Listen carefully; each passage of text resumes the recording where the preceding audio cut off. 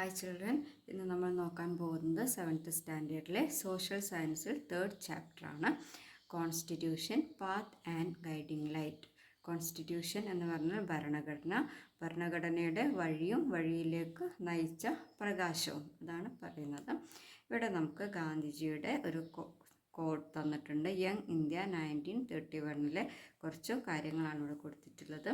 ഇദ്ദേഹം പറയുകയാണ്, I shawl strive four A constitution which will release India from all thraldom and patronage and give her, in which the poorest shall feel that it is their country, in whose making they have an effective voice. I shawl strive എന്നാണ്, ഞാൻ പരിശ്രമിക്കും. Strive means hard work ചെയ്യുക അല്ലെങ്കിൽ പരിശ്രമിക്കുക. Four A constitution, ഒരു ഭരണഘടനയ്ക്ക് വേണ്ടി ഞാൻ പരിശ്രമിക്കും. വിച്ച് വിൽ, അതെങ്ങനെയായിരിക്കണം? വിച്ച് വിൽ റിലീസ് ഇന്ത്യ അത് റിലീസ് ചെയ്യണം. ഏതിൽ നിന്നൊക്കെ? From all thraldom and patronage, എല്ലാ thraldom മീൻസ് സ്ലേവറി, അടിമത്തത്തിൽ നിന്നും, നമ്മുടെ രക്ഷാധികാരങ്ങളിൽ നിന്നും, അതായത് മറ്റ് കൺട്രീസിൻ്റെ ഭരണത്തിൽ നിന്നും ഒക്കെ റിലീസായിട്ടുള്ള ഒരു ഇന്ത്യ ആയിരിക്കണം നമ്മുടെ ഒരു കോൺസ്റ്റിറ്റ്യൂഷനിൽ, ഭരണഘടനയിൽ വരേണ്ടത്. ആൻഡ് ഗീവ് ഹെർ, അവൾക്ക് നൽകണം. ഹെർ മീൻസ് നമ്മുടെ India. In which the poorest shall feel that it is their country, ഏതൊരു പാവപ്പെട്ട ആളിനും, പുവറസ്റ്റ് അതായത് ഏതൊരു എന്താ പറയുക, കപ്പാസിറ്റി ഇല്ലാത്ത ഒരാൾക്കും, പുവറായിട്ടുള്ള ഒരാൾക്കും അവർക്ക് ഫീൽ ചെയ്യണം ഇത് അവരുടെ സ്വന്തം രാജ്യമാണ് എന്ന് ഫീൽ ചെയ്യണം. In whose making they have an effective voice, ആരെങ്കിലും ശബ്ദം ഉയർത്തുന്നുണ്ടെങ്കിൽ അവർക്കത് ഒരു ഇഫക്റ്റീവ് വോയിസ് ആയിരിക്കണം, അവരുടെ ആ ഒരു ഒപ്പീനിയണിന് വാല്യൂ ഉണ്ടായിരിക്കണം.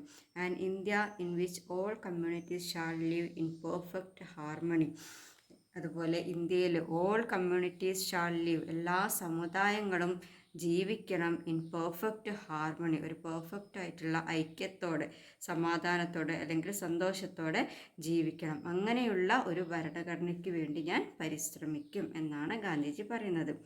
There can be no room in such an India, അങ്ങനെയുള്ള ഇന്ത്യയിൽ ഒരു റൂം ഉണ്ടാവില്ല. That means there is no place for such India. ഇങ്ങനെയുള്ള നമ്മൾ ഇത്രയും ഡെവലപ്ഡ് ആയിട്ടുള്ള ഇത്രയും കാര്യങ്ങൾ കൊണ്ടുവരുന്ന ഈ ഇന്ത്യയിൽ ഒരു കാര്യത്തിൽ എന്തുണ്ടാവില്ല? പ്ലേസ് ഉണ്ടാവില്ല. അതെന്താണ്? For the curse of untouchability. Curse means നമ്മുടെ ശാപം എന്നൊക്കെ പറയാം. For the curse of untouchability or the curse of intoxicating drinks and drugs. Untouchability എന്ന് പറഞ്ഞാൽ തൊട്ടുകൂടായ്മ എന്ന് പറയുന്നൊരു സമ്പ്രദായമൊക്കെ പണ്ട് കാലത്ത് നിലനിന്നിട്ടുണ്ടായിരുന്നു. ഇങ്ങനെയുള്ള ശാപങ്ങളിൽ നിന്നും, തൊട്ടുകൂടായ്മ എന്ന് പറയുന്ന ശാപത്തിൽ നിന്നും, അതുപോലെ curse of intoxicating drinks and drugs, മയക്കുമരുന്നുകളുടെയും ലഹരി വസ്തുക്കളുടെയും അഡിക്ഷനിൽ നിന്നും, അങ്ങനെയുള്ള ശാപങ്ങളിൽ നിന്നും, ശാപങ്ങൾക്കും എന്തുണ്ടാവില്ല? There can be no room, അതായത് there can be no place in such India. നമ്മുടെ ഇന്ത്യയിൽ ഇങ്ങനെയുള്ള കാര്യങ്ങൾക്കൊന്നും ഒരു പ്ലേസ് ഉണ്ടാവില്ല. Women will enjoy the same rights as men, സ്ത്രീകൾക്കും പുരുഷന്മാരെ പോലെയുള്ള തുല്യ അവകാശം ഉണ്ടാകണം. ഇപ്പോൾ ഇത്രയും കാര്യങ്ങളാണ് ഇദ്ദേഹത്തിൻ്റെ ഒരു ഡിസയറാണ്, ഒരു ആഗ്രഹമാണ്. ഇങ്ങനെയുള്ള ഒരു ഇന്ത്യയെ കൊണ്ടുവരണം, അതിനുവേണ്ടി ആ ഒരു ഭരണഘടനയ്ക്ക് വേണ്ടി ഞാൻ പരിശ്രമിക്കും എന്നാണ് ഇദ്ദേഹം പറഞ്ഞിട്ടുള്ളത്. Have you read the above quote? നിങ്ങൾ ഈ എബോവ് കോട്ട് വായിച്ചില്ലേ? Was it after independence that we started thinking about a constitution? നമ്മുടെ ഇൻഡിപെൻഡൻസിന്, സ്വാതന്ത്ര്യം കിട്ടിയതിന് ശേഷമാണോ ഈ ഒരു കോൺസ്റ്റിറ്റ്യൂഷനെ കുറിച്ചിട്ട് ചിന്തിക്കാൻ തുടങ്ങിയത് ആയിരുന്നോ എന്നാണ് ചോദിക്കുന്നത്. വാസ് ഇറ്റ് ആഫ്റ്റർ ഇൻഡിപെൻഡൻസിന് ശേഷമായിരുന്നോ ദാറ്റ് വി സ്റ്റാർട്ടഡ്, നമ്മൾ സ്റ്റാർട്ട് ചെയ്തത് തിങ്കിങ് അബൌട്ട് എ കോൺസ്റ്റിറ്റ്യൂഷൻ, ഒരു കോൺസ്റ്റിറ്റ്യൂഷനെ കുറിച്ചിട്ട്, ഒരു ഭരണഘടനയെ കുറിച്ചിട്ട് നമ്മൾ ചിന്തിക്കാൻ തുടങ്ങിയത് ഇൻഡിപെൻഡൻസിന് ശേഷമായിരുന്നു. What ideas did Gandhiji wish to have in the future constitution of India? എന്തൊക്കെ ഐഡിയാസാണ് ഗാന്ധിജി ആഗ്രഹിച്ചത്? What ideas did Gandhiji wish to have in the future constitution of India? ഇന്ത്യയിലെ ഫ്യൂച്ചർ കോൺസ്റ്റിറ്റ്യൂഷനിൽ, ഭാവിയിൽ കൊണ്ടുവരുന്ന ഭരണഘടനയിൽ എന്തൊക്കെ കാര്യങ്ങൾ ഉണ്ടാകണം എന്നാണ് ഗാന്ധിജി ആഗ്രഹിച്ചത്. അതിലുള്ള കുറച്ച് പോയിൻറ്റ്സാണ് നമുക്കിവിടെ തന്നിട്ടുള്ളത്. എന്താണ് സോവറിനിറ്റി മീൻസ് പരമാധികാരം. നമ്മുടെ ഇന്ത്യക്ക് സ്വാതന്ത്ര്യം കിട്ടണം, എല്ലാ അധികാരങ്ങളും തങ്ങളിൽ തന്നെ ഉണ്ടായിരിക്കണം, അതാണ് സോവറിനിറ്റി. ഈക്വാളിറ്റി, തുല്യത. ഫ്രറ്റേണിറ്റി മീൻസ് ബ്രദർഹുഡ്, സാഹോദര്യം. ജെൻഡർ ജസ്റ്റിസ്, അതാണ് എന്താണ് മെയിലും ഫീമെയിലും തമ്മിൽ വ്യത്യാസമില്ലാതെ ജെൻഡർ ഈക്വാലിറ്റി നടപ്പിലാക്കുക. പിന്നെ അതിൻ്റെ കൂടെ നമുക്ക് പല കാര്യങ്ങളും എഴുതാം അല്ലെ. റിലീജിയസ് ഹാർമണി, അതുപോലെ ബ്രദർഹുഡ്, ഇങ്ങനെയുള്ള പോയിൻറ്റ്സൊക്കെ നമുക്കിതിൽ ഉൾക്കൊള്ളിക്കാം. Constitution, the dream of freedom fighters. ഭരണഘടന, ഈ ഭരണഘടന എന്ന് പറയുന്നത് എന്തായിരുന്നു? The dream of freedom fighters, നമ്മുടെ സ്വാതന്ത്ര്യ സമര സേനാനികളുടെ ഒരു സ്വപ്നമായിരുന്നു ഒരു നല്ല ഭരണഘടന ഉണ്ടാക്കുക എന്നുള്ളത്. കാരണം കുറേ കാലമായിട്ട് നമ്മുടെ ബ്രിട്ടീഷ് റൂളിലാണ് നമ്മുടെ രാജ്യം ഉണ്ടായിട്ടുണ്ടായിരുന്നത്. അപ്പോൾ അവരുടെ ആ നിയമങ്ങളും അടിച്ചമർത്തലുകളും ഒക്കെ ആയിട്ട് നമ്മുടെ രാജ്യത്തെ ആളുകൾ ഒരുപാട് കഷ്ടതകൾ അനുഭവിക്കേണ്ടി വന്നിട്ടുണ്ടായിരുന്നു. അപ്പോൾ ഈ ഒരു കോൺസ്റ്റിറ്റ്യൂഷൻ, നല്ലൊരു ഭരണഘടന നിലവിൽ വരണം എന്നുള്ളത് ഫ്രീഡം ഫൈറ്റേഴ്സിൻ്റെ ഒരു സ്വപ്നമായിരുന്നു. The first war of independence in 1857 was the first mass movement against the British rule. അതായത് the first war of independence, ഒന്നാം സ്വാതന്ത്ര്യ സമരം, 1857 നടന്ന ഒന്നാം സ്വാതന്ത്ര്യ സമരമായിരുന്നു ഫസ്റ്റ് മാസ് മൂവ്മെൻറ്റ്. ഏറ്റവും പ്രധാനപ്പെട്ട, മാസ് എന്ന് പറഞ്ഞാൽ ഇമ്പോർട്ടൻ്റ് ആയിട്ടുള്ള, ഡോമിനൻ്റ് ആയിട്ടുള്ള ഒരു movement against the British rule, British ഭരണത്തിനെതിരായി നടത്തിയ ഏറ്റവും പ്രധാനപ്പെട്ട ആദ്യത്തെ മൂവ്മെൻ്റ് ആയിരുന്നു ഏതെന്ന് പറയുന്നത് first war of independence in 1857. Soldiers, tribals, kings, feudal lords, peasants and many other groups participated in the struggle. Struggle means strike, സമരം. ഇത്രയും ആളുകൾ, ഈ ഒരു കാറ്റഗറിയിൽപ്പെട്ട ആളുകളൊക്കെ, സോൾജേഴ്സ് പട്ടാളക്കാർ, ട്രൈബേഴ്സ് വിവിധ ഗോത്രങ്ങൾ, കിങ്സ് രാജാക്കന്മാർ, ഫ്യൂഡൽ ലോർഡ്സ് പ്രഭുക്കന്മാർ, പെസൻസ് നമ്മുടെ farmers and many other groups participated in the struggle. ഈ ഒരു സമരത്തിൽ എല്ലാ കാറ്റഗറിയിലുള്ള ആളുകളും പങ്കെടുത്തിട്ടുണ്ടായിരുന്നു. This movement helped the people to develop a sense of nationalism based on religious harmony. അങ്ങനെ ഈ ഒരു ഫസ്റ്റ് മൂവ്മെൻ്റ് ഉണ്ടായ സമയത്ത് ഇത് ആളുകൾക്ക് ഇങ്ങനെയുള്ള ചിന്ത, ഒരു സെൻസ് വരാൻ വേണ്ടിയിട്ട് സഹായിച്ചു. എങ്ങനെയുള്ള ഒരു നാഷണലിസം ഉണ്ടാക്കണം, സെൻസ് ഓഫ് നാഷണലിസം, അതായത് ഒരു ദേശീയത, നമുക്ക് നമ്മുടെ കൺട്രിക്ക് എന്ത് കിട്ടണം, ഫ്രീഡം കിട്ടണം, നമ്മളെല്ലാവരും ഇന്ത്യൻ ആണ് എന്നുള്ളൊരു നാഷണലിസം നമുക്ക് കിട്ടണം. ബേസ്ഡ് ഓൺ റിലീജിയസ് ഹാർമണി, മതസൗഹാർദ്ദത്തിലുള്ള ഒരു നാഷണലിസം നമുക്ക് വേണം എന്നുള്ള ഒരു സെൻസ് ആളുകളിൽ ഡെവലപ്പ് ചെയ്യാൻ ഈ ഒരു മൂവ്മെൻറ്റ് ഹെൽപ്പ് ചെയ്തു. This movement help the people, ഈ മൂവ്മെൻറ്റ് ആളുകളെ സഹായിച്ചു to develop a sense of nationalism, nationalism എന്ന ഒരു സെൻസ് ഡെവലപ്പ് ചെയ്യാൻ. ബേസ്ഡ് ഓൺ റിലീജിയസ് ഹാർമണി, മതസൗഹാർദ്ദമുള്ള നിലനിൽക്കുന്ന ഒരു നാഷണലിസം എന്ന ഒരു സെൻസ് ഡെവലപ്പ് ചെയ്യാൻ, എന്ന ഒരു ബോധം ഡെവലപ്പ് ചെയ്യാൻ ഈ ഒരു മൂവ്മെൻറ്റ് ആളുകളെ സഹായിച്ചു. The strengthening of nationalism led to the formation of many regional organizations against foreign dominations in different parts of India. ഈ ഒരു നാഷണലിസത്തിൻ്റെ സ്ട്രെങ്ത്, അതായത് strengthening of nationalism led to the formation of, അപ്പോൾ ഈ നാഷണലിസം വേണം എന്നുള്ള ഈ ഒരു ആഗ്രഹം, ആ ഒരു സ്ട്രെങ്ത് എന്തിലേക്കാണ് നയിച്ചത്? Led to the formation of many regional organisations, ചെറിയ ചെറിയ സംഘടനകൾ. റീജിയണൽ മീൻസ് പ്രാദേശിക, ചെറിയ ചെറിയ സ്ഥലങ്ങളിൽ, അതായത് ഇന്ത്യ ഒട്ടാകെ തന്നെ ചെറിയ ചെറിയ സ്റ്റേറ്റ്, ഡിസ്ട്രിക്റ്റ്, അതേപോലെയുള്ള ചെറിയ ചെറിയ സ്ഥലങ്ങളിൽ ഒരുപാട് ചെറിയ ഓർഗനൈസേഷൻസ് ഉണ്ടാക്കാൻ തുടങ്ങി. Against foreign domination in different parts of India, ഇന്ത്യയിൽ ഫോറിൻ കൺട്രീസിൻ്റെ ഡോമിനേഷൻ, അധികാരം നിലനിൽക്കുന്ന ഇന്ത്യയിലെ പല ഭാഗങ്ങളിലും അവർക്കെതിരായിട്ട് എഗെയിൻ ഫോറിൻ ഡോമിനേഷന് എതിരായിട്ട്, അധികാരത്തിന് എതിരായിട്ട് ഒരുപാട് സ്ഥലങ്ങളിൽ ഇതുപോലെയുള്ള ചെറിയ റീജിയണൽ ഓർഗനൈസേഷൻ, സംഘടനകൾ ഉണ്ടാകാൻ തുടങ്ങി. അവരുടെ എയിം എന്തായിരുന്നു? അവർക്കൊരു നാഷണലിസം വേണം, അവരുടെ ദേശീയത അവർക്ക് എൻഷുർ ചെയ്യണം. അതിന് എക്സാമ്പിളാണ്, കുറേ എക്സാമ്പിൾസ് ആയിരുന്നു. Indian association, Madras native association and Pune Sarvajanik Sabha are some examples of these regional organisations. ചെറിയ ചെറിയ ഓർഗനൈസേഷൻസിന് എക്സാമ്പിൾസ് ആണ് ഈ പറഞ്ഞിട്ടുള്ള associations. As distinct from such organizations of a regional nature, a national organization emerged in 1885 through the Indian National Congress. ഇതിന് വ്യത്യസ്തമായിട്ട്, as distinct from such organisations, അപ്പോൾ ഇപ്പോൾ ഉണ്ടാക്കിക്കൊണ്ടിരിക്കുന്നതൊക്കെ ചെറിയ ചെറിയ ഓർഗനൈസേഷൻസ് ആയിരുന്നു. അപ്പോൾ ഇതിൽ നിന്ന് വ്യത്യസ്തമായിട്ട് റീജിയണൽ നാച്ചുറൽ, ചെറിയ പ്രാദേശിക സംഘടനകളിൽ നിന്ന് വ്യത്യസ്തമായി നാഷണൽ ഓർഗനിസം, ഇന്ത്യ ഒട്ടാകെ ഒരു നാഷണൽ ഓർഗനിസം എസ്റ്റാബ്ലിഷ് ചെയ്തു. 1885 ആരുടെ അണ്ടറിലായിരുന്നു? Through the Indian National Congress. Indian National കോൺഗ്രസിൻ്റെ അണ്ടറിൽ ഒരു നാഷണൽ ഓർഗനൈസേഷൻ എസ്റ്റാബ്ലിഷ് ചെയ്തു. With that the anti British agitations at the national level achieved an organised dimension.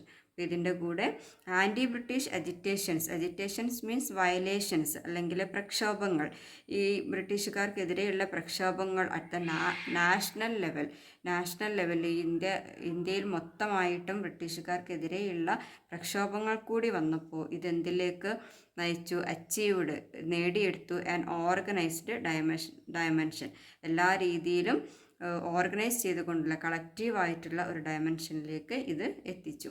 The main objective of this movement were to bring the problems of various groups of people in India to the attention of the British authorities and to develop a sense of nationalism among the people beyond caste, religion and regional thinking.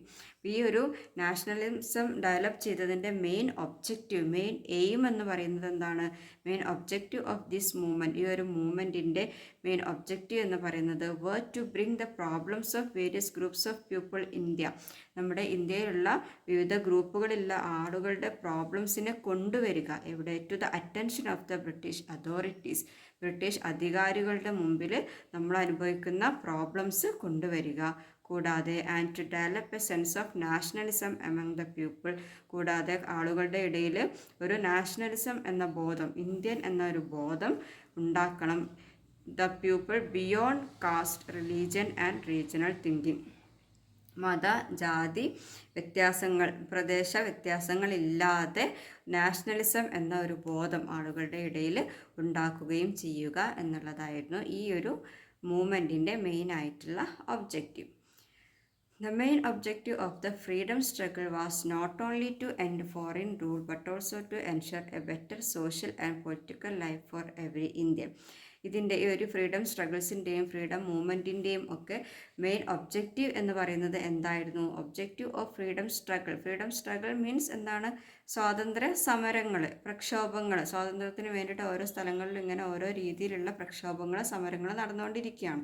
ഇതിൻ്റെ ഒരു aim, പ്രധാനപ്പെട്ട ലക്ഷ്യം എന്ന് പറയുന്നത് was not only to end foreign rule, foreign ഭരണം അവസാനിപ്പിക്കുക എന്നുള്ളത് മാത്രമല്ല, ബട്ട് ഓൾസോ എന്തുകൂടിയാണ്? To ensure a better social and political life for every Indian, ഓരോ ഇന്ത്യനും നല്ല രീതിയിലുള്ള സാമൂഹിക രാഷ്ട്രീയ ജീവിതം ഉറപ്പുവരുത്തുക എന്നുള്ളതും കൂടിയായിരുന്നു ഈ ഒരു മൂവ്മെൻറ്റിൻ്റെ ലക്ഷ്യം എന്ന് പറയുന്നത്. At each phase of the struggle, ആ സമരങ്ങളുടെ ഓരോ സമരമുഖത്തും, അതായത് ഓരോ സ്ഥലങ്ങളിലും സമരങ്ങൾ നടക്കുന്നുണ്ട്, ഓരോ സമരമുഖത്തും ഓരോന്നിനും എന്തുണ്ടായിരിക്കും? ഓരോ ലീഡേഴ്സ് ഉണ്ടായിരിക്കും. The leadership had different views including moderate, extremist, nationalism. അതിലുള്ള ലീഡർഷിപ്പിൻ്റെ വ്യൂ എന്ന് പറയുന്നത്, അവരുടെയൊക്കെ ഒരു കാഴ്ചപ്പാട് എന്ന് പറയുന്നത് വ്യത്യസ്തമായിരുന്നു. അതിൽ ആരൊക്കെയുണ്ട്? മിതവാദികളുണ്ട്, തീവ്രവാദികളുണ്ട്. എല്ലാവരും ഈ നാഷണലിസത്തിന് വേണ്ടിയിട്ട് തന്നെയാണ് ഫൈറ്റ് ചെയ്യുന്നത്. എങ്ങനെയൊക്കെ ആയാലും however the nationalist movement proceeded by upholding some basic ideas and values. ഇങ്ങനെയൊക്കെ ഓരോ സ്ഥലങ്ങളിൽ ഓരോ രീതിയിലാണ് നമ്മുടെ സ്ട്രഗിൾ നടക്കുന്നുണ്ടെങ്കിലും നാഷണലിസ്റ്റ് മൂവ്മെൻറ്റ് പ്രൊസീഡഡ് ബൈ, നമ്മുടെ ഈ നാഷണലിസം എന്നുള്ള ഈ മൂവ്മെൻറ്റ് അത് വളർന്നുകൊണ്ടേയിരുന്നു. എങ്ങനെ? ബൈ ഹോൾഡ് ചെയ്യുക എന്ന് പറഞ്ഞാൽ മുറുകെ പിടിച്ചുകൊണ്ട്, some basic ideas and values. ഈ നാഷണലിസത്തിന് കുറച്ച് ബേസിക് ഐഡിയാസും മൂല്യങ്ങളും ഉണ്ട്. നമ്മുടെ ഗാന്ധിജി പറഞ്ഞ പോലെ സോവർണിറ്റി, ഇക്വാലിറ്റി, ഫ്രറ്റേണിറ്റി, ഇങ്ങനെയുള്ള കുറേ കാര്യങ്ങളാണ് ഇവരുടെ ഒരു ബേസിക് ഐഡിയാസും വാല്യൂസും. അത് മുറുകെ പിടിച്ചുകൊണ്ട് തന്നെ ഈ നാഷണലിസ്റ്റ് മൂവ്മെൻറ്റ് പ്രൊസീഡ് ചെയ്തു, വളർന്നുകൊണ്ടേയിരുന്നു. വിത്ത് ദ അഡ്വൻറ്റ് ഓഫ് ഗാന്ധിജിയുടെ വരവോട്, അഡ്വൻറ്റ് മീൻസ് അറൈവ്, ഗാന്ധിജിയുടെ വരവോടെ the freedom movement transformed itself into a mass movement. ഈ ഫ്രീഡം മൂവ്മെൻറ്റ്, ഈ സ്വാതന്ത്ര്യത്തിന് വേണ്ടിയുള്ള മൂവ്മെൻറ്റ് എന്തായിട്ട് മാറി? Into a mass movement, ഒരു പ്രധാനപ്പെട്ട, അത് മാത്രമായി അവരുടെ ഒരു ലക്ഷ്യം എന്നുള്ള സ്ഥിതിയിലേക്ക് കാര്യങ്ങളെത്തി. Gandhiji's influence strengthen the demand for democracy based on social justice. ഗാന്ധിജിയുടെ ഈ ഒരു സ്വാധീനം, എന്തിനെ ശക്തിപ്പെടുത്തി? ദ ഡിമാൻഡ്, അവരുടെ ആവശ്യം for democracy based on social justice, സാമൂഹിക നീതി നടപ്പിലാക്കിക്കൊണ്ടുള്ള ജനാധിപത്യത്തിന്. ഡെമോക്രസി മീൻസ് ജനാധിപത്യം, സോഷ്യൽ ജസ്റ്റിസ് സാമൂഹിക നീതി. സാമൂഹിക നീതി നടപ്പിലാക്കിക്കൊണ്ടുള്ള ജനാധിപത്യത്തിൻ്റെ ആവശ്യം അത് സ്ട്രെങ്തൻ ചെയ്തു, ശക്തിപ്പെട്ടു ഈ ഗാന്ധിജിയുടെ വരവോട് കൂടിയിട്ട്. The leaders wished that the ideas and values of freedom, equality based on social justice, brotherhood and religious harmony put forward by the national movement. The leaders wished that, leaders ഓരോ സ്ഥലങ്ങളിലുമുള്ള ഓരോ സ്ട്രഗിളിനും ഓരോ leaders ഉണ്ടായിരിക്കും. ആ ലീഡേഴ്സൊക്കെ ആഗ്രഹിച്ചു the ideas and values of freedom, ഫ്രീഡത്തിൻ്റെ ഐഡിയാസും വാല്യൂസും എന്തായിരിക്കണം? ഈക്വാളിറ്റി ബേസ്ഡ് ഓൺ ജസ്റ്റിസ്, സാമൂഹിക നീതി ഉറപ്പാക്കിക്കൊണ്ടുള്ള തുല്യത, ബ്രദർഹുഡ് സാഹോദര്യം, ആൻഡ് റിലീജിയസ് ഹാർമണി മത സൗഹാർദ്ദം put forward by the national movement, national മൂവ്മെൻറ്റിനാൽ ചെയ്യപ്പെടുന്ന മുന്നോട്ട് കൊണ്ടുവന്ന ഇത്തരം കാര്യങ്ങൾ. Forward by the national movement, national movement കൊണ്ടുവന്ന ഇത്രയും നമ്മുടെ ഐഡിയാസ്, അതായത് equality based on social justice, brotherhood and religious harmony, ഇത്രയും കാര്യങ്ങൾ should be the foundation of our constitution, ഇതായിരിക്കണം നമ്മുടെ ഭരണഘടനയുടെ അടിത്തറ എന്ന് നമ്മുടെ ഓരോ ലീഡേഴ്സും ആഗ്രഹിച്ചു. These views influenced the framing of our constitution, ഈ കാഴ്ചപ്പാടുകളാണ് നമ്മുടെ ഈ ഒരു കോൺസ്റ്റിറ്റ്യൂഷൻ്റെ ഭരണഘടനയുടെ ഫ്രെയിമിങ്ങിന്, രൂപീകരണത്തിന് സ്വാധീനിച്ചത്. ഓരോ ലീഡേഴ്സിനും ആഗ്രഹമുണ്ട് നമ്മുടെ ഇന്ത്യ എങ്ങനെയായിരിക്കണം എന്നുള്ളത്. ആ ഒരു കാഴ്ചപ്പാടിലൂടെയാണ് നമുക്കൊരു നല്ല ഭരണഘടന ഫോം ചെയ്യണം എന്നുള്ളൊരു കൺസെപ്റ്റിലേക്ക് എത്തിച്ചേർന്നത്. Observe the figure below and record your conclusions, നമ്മളുടെ ഈ ഫിഗർ ഒന്ന് നോക്കിയിട്ട് എന്തൊക്കെയാണ് ഇതിലുള്ള കാര്യങ്ങളൊന്ന് മനസ്സിലാക്കി റെക്കോർഡ് ചെയ്യാനാണ് പറഞ്ഞിട്ടുള്ളത്. ഇതൊക്കെ നമ്മുടെ ഇന്ത്യയിലുള്ള പീപ്പിൾസാണ്, അവരുടെ ഓരോ വിഷാണ് പറയുന്നത് അല്ലേ. റിലീജിയസ് ഹാർമണി എന്തുണ്ടായിരിക്കണം? മതസൗഹാർദ്ദം ഉണ്ടായിരിക്കണം. ബ്രദർഹുഡ് സാഹോദര്യം വേണം. ഡയമെൻഷൻസ് ഡെമോക്രസി വേണം. ജനാധിപത്യം വേണം. വെൽഫെയർ സ്റ്റേറ്റ് സാമ്പത്തിക ഭദ്രത വേണം. ജസ്റ്റിസ് നീതി വേണം. സെക്യുലറിസം മതേതരത്വം വേണം. ഈക്വാളിറ്റി തുല്യത. ഫ്രീഡം ഫോർ ഓൾ എല്ലാവർക്കും സ്വാതന്ത്ര്യം. ഇത്രയും ഓരോരുത്തർക്കും ഓരോരോ വിഷാണ് അല്ലേ, എല്ലാ ആഗ്രഹങ്ങളും ഉണ്ട്. അപ്പം എല്ലാം കൂടി നടപ്പിലാക്കുന്ന രീതിയിലുള്ള ഒരു കോൺസ്റ്റിറ്റ്യൂഷൻ ആയിരിക്കണം വരേണ്ടത്. Individual freedom should be given priority, നമ്മുടെ ഇൻഡിവിജ്വലായിട്ടുള്ള ഓരോരുത്തർക്കുമുള്ള ഫ്രീഡത്തിന് എന്ത് കൊടുക്കണം? പ്രയോറിറ്റി കൊടുക്കണം, മുൻഗണന കൊടുക്കണം. Civil rights must be ensured, civil rights പൗരാവകാശങ്ങൾ എന്ത് ചെയ്യണം? ഉറപ്പുവരുത്തണം. All religion should be given equal importance, എല്ലാ മതങ്ങൾക്കും തുല്യ പ്രാധാന്യം നൽകണം. Social justice should be ensured, സാമൂഹിക നീതി ഉറപ്പുവരുത്തണം. Democratic administration should be strengthened, എന്താണ്? നമ്മുടെ ജനാധിപത്യ ഭരണം ശക്തിപ്പെടുത്തണം. ഇത്രയും കാര്യങ്ങളൊക്കെ നമ്മുടെ ഈ ഒരു ഭരണഘടനയിൽ കൊണ്ടുവരണം എന്നാണ് അദ്ദേഹം ആഗ്രഹിക്കുന്നത്. Then precursor to the constitution. Precursor means എന്താണ്? നമ്മുടെ ആൻസസ്റ്റേഴ്സ്, അതായത് മുൻഗാമികൾ എന്നൊക്കെ പറയാം.